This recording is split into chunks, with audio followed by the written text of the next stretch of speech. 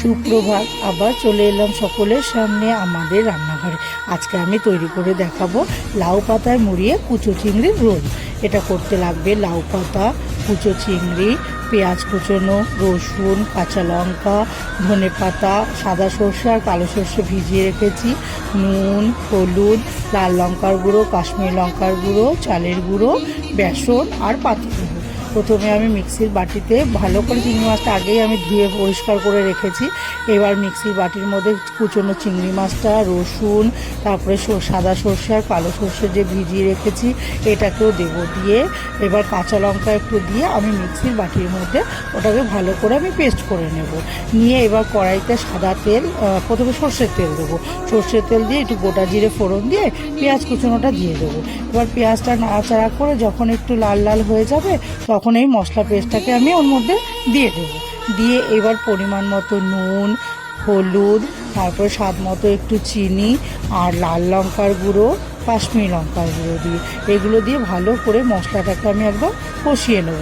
যখন মশলাটাকে নাড়তে নাড়তে একদম ভাজা ভাজা হয়ে শুকনো হয়ে আসবে তখন আমি পাতিলেবুর রস আর ধনে পাতা কুচি এটাকে দিয়ে আমি ভালো করে নাড়িয়ে চাড়িয়ে এবার আমি ওটা নামিয়ে রেখে দেবো।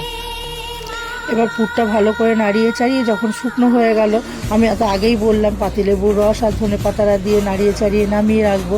এবার এই পুরটা যতক্ষণে ঠান্ডা হবে ততক্ষণ আমি ব্যাটারটাকে তৈরি করে নেব। এবার ব্যাটারটা হচ্ছে চালের গুঁড়ো, বেসন আর পরিমাণ মতো একটু নুন, একটু হলুদ, স্বাদ মতো একটু চিনি, এটাকে দিয়ে জল দিয়ে ব্যাটারটাকে আমি গুলে নেব। এটা খুব বেশি পাতলাও হবে না, আবার খুব বেশি ভারীও হয়ে যাবে না।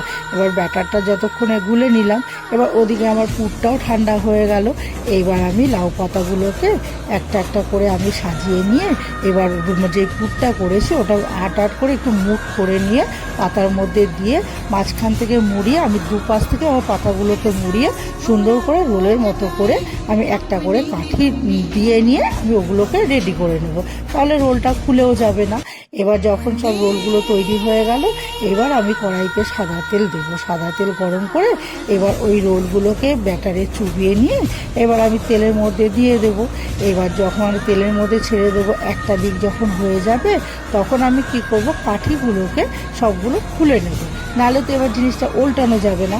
এবার কাঠিগুলোকে খুলে নিয়ে এবার আমি আবার আরেকটা দিক উল্টে দেবো। একটা দিক হয়ে গেলে এবার আরেকটা দিকও উল্টে দেবো, ওই দিকটাও আবার যখন ভাজা হয়ে যাবে তখন এবার আমি তুলে নেব।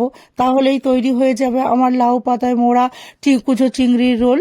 এই রান্নাটি যদি ভালো লেগে থাকে তাহলে লাইক করবেন, কমেন্ট করবেন, শেয়ার করবেন, অবশ্যই সাবস্ক্রাইব করবেন।